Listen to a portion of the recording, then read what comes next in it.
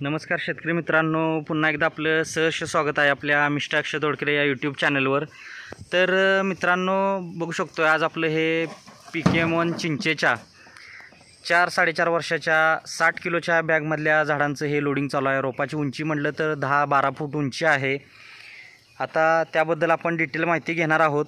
तत्पूर्वी आपण चिंच लागवड याविषयी थोडीशी ठोकळ माहिती घेऊया। आता चिंच लागवड म्हटलं तर शेतकऱ्यांना प्रश्न असतो की चिंच लावल्यानंतर 15 वर्ष 20 वर्ष जातात। तर मित्रांनो, तुमचं जे माहिती आहे ती गावठी चिंचामधली जे विषय आहे त्यामध्ये ते बरोबर आहे माहिती तुमची, की गावठी चिंच म्हणजे बियाचं रोप लावलं तर कमीत कमी 10 वर्ष, जास्तीत जास्त 15 ते 20 वर्षसुद्धा चिंच यायला लागतात।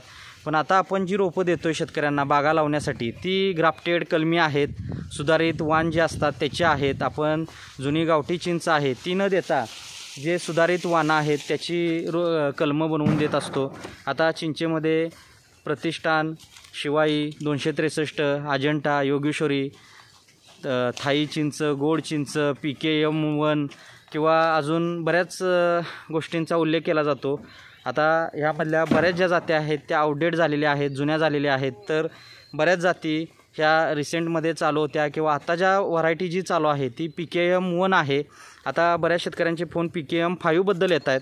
तर मित्रांनो, सांगताना मला ही गोष्ट महत्त्वाची क्लिअर करायची आहे की सांगत असताना ही व्हिडिओमध्ये की PKM5 ही जात अस्तित्वात नाही, हे एका व्यक्तीकडून ते चुकून गेलेलं आहे। त्यांच्याशी सुद्धा आपला संपर्क झालेला आहे, त्यांनीसुद्धा आपल्याला ते क्लिअर केलेलं आहे की सर तशी काय जात नाही आहे। आणि आपण एवढ्यावर न थांबता आपण स्वतः कोइंबतूर विद्यापीठमध्ये कॉल करून त्याचीसुद्धा माहिती घेतलेली आहे। तर अशी जात जी आहे ती अजून डेव्हलप झालेली नाही आणि साधा कॉमन सेन्स आहे, कॉमन विषय आहे की PKM1 अस्तित्वात आहे, त्यानंतर 2, 3, 4 हे आल्यानंतर 5चा विषय राहणार आहे। कारण डायरेक्ट 1 वरून 5 वर उडी बसणार नाही असा विषय आहे त्यामध्ये। तर आता त्या विषयावर न बोलता आता चिंच लागवड करायची म्हटलं तर पहिली गोष्ट शेतकऱ्यांनी कलमी झाडं लावा। ती लावत असताना तुम्ही 1-2 वर्षापासून 5 वर्षापर्यंतची कोणत्याही प्रकारची रोपं लावा। लावत असताना तुम्ही जनरली कमीत कमी 15x15, जास्तीत जास्त 30x30 किंवा 33x33 अंतर ठेवू शकताय।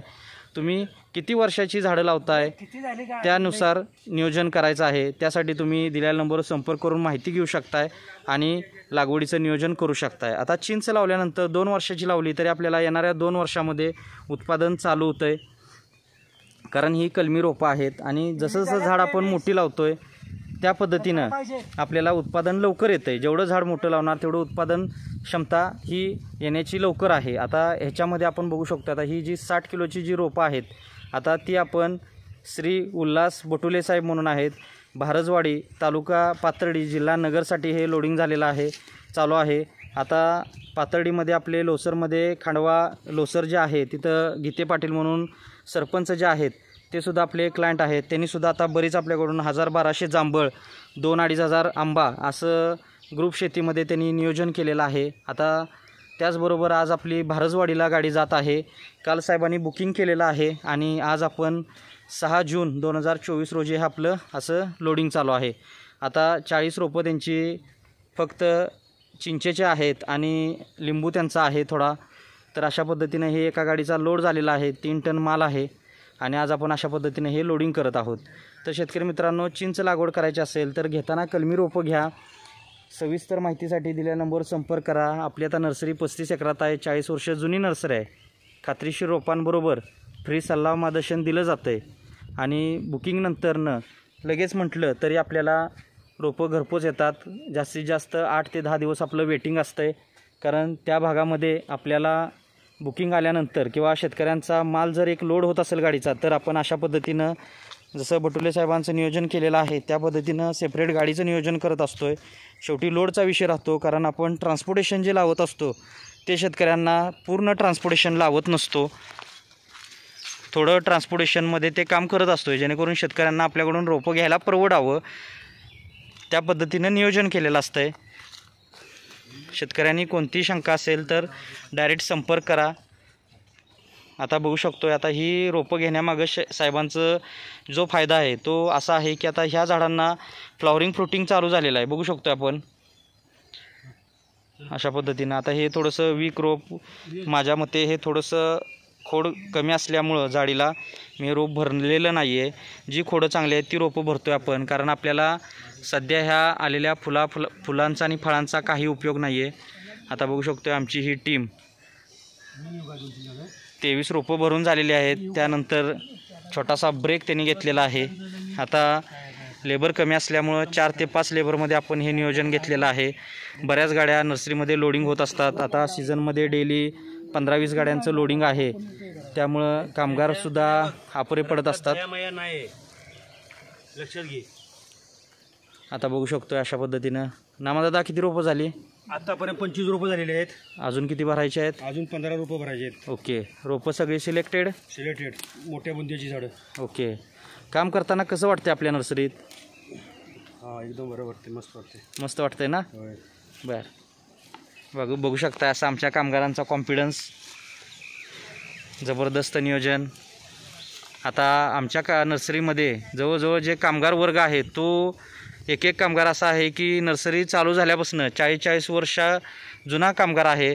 आता मला 10 वर्ष आली. हां, आता नामादादा तुम्ही किती वर्ष झालं काम करता इथं? 10 वर्ष आली.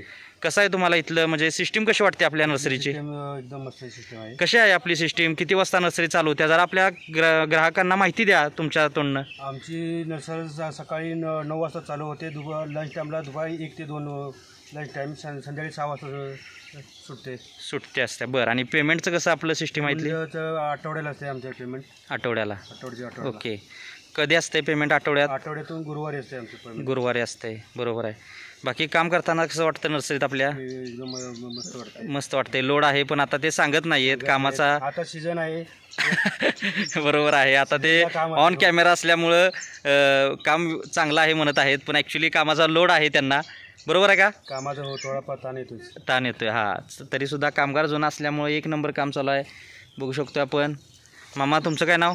माझं सुनील पाटील. सुनील पाटील आहेत. आणि हे आमचे MP चे मेंबर आहेत 2. बघू शकतोय जवळजवळ MP वरनं आपल्याकडं 50 लोक आलेली आहेत. आणि आपला इथला जो स्टाफ आहे तो 200-250 रजिस्टर स्टाफ आहे.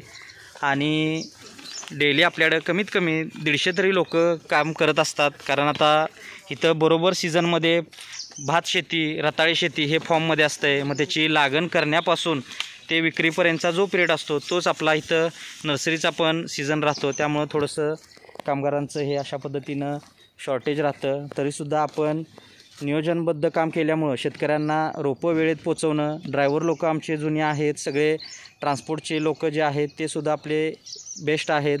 व्यवस्थित माल पोचवतात. आपण स्वतः कोणतंही वाहन घेतलेलं नाही. डायरेक्ट बाहेर जे आपले लोकलची लोक आहेत त्यांच्या थ्रू आपण हे सगळं डिलिव्हरीचं काम करतो आहे. तर ह्या अशा पद्धतीनं नर्सरीचं काम चालू आहे. त्यामुळं शेतकऱ्यांना आव्हान आहे की तुम्ही एक वेळ नर्सरीला अवश्य भेट द्या. आता सीझनमध्ये आपण 4 महिने डेली नर्सरीवर आपलं नियोजन असतं आहे. ऑफ सीझनमध्ये सुद्धा येत असताना किंवा आता येत असताना कॉल करून यायचा आहे, म्हणजे भेट होते, सविस्तर माहिती मिळते. तरी जास्त वेळ न घालवता ह्या व्हिडिओमध्ये एवढंच. धन्यवाद. आपला दिवस शुभ असो.